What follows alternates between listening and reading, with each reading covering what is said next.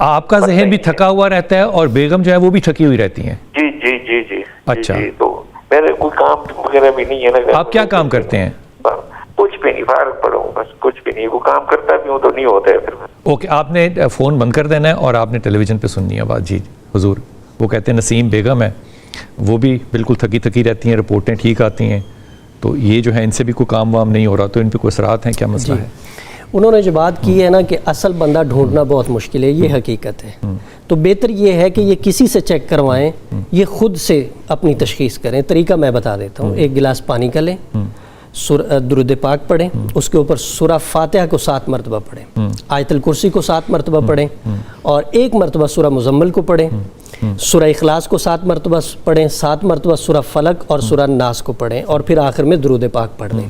پانی کے اوپر پھونک لگائیں، پھر وہ پانی خود بھی چیک کریں پی کے، مسز کو بھی چیک کروائیں. میٹھا یا کڑوا ہو جائے گا؟ اگر پانی سے بدبو آتی ہے تو جنات کے اثرات ہیں، اگر پانی کا ذائقہ تبدیل ہوتا ہے تو پھر جادو کے اثرات ہیں. اور اگر یہ پانی زمزم ہو پھر بھی اس میں تبدیل ہو جائے گا ذائقہ؟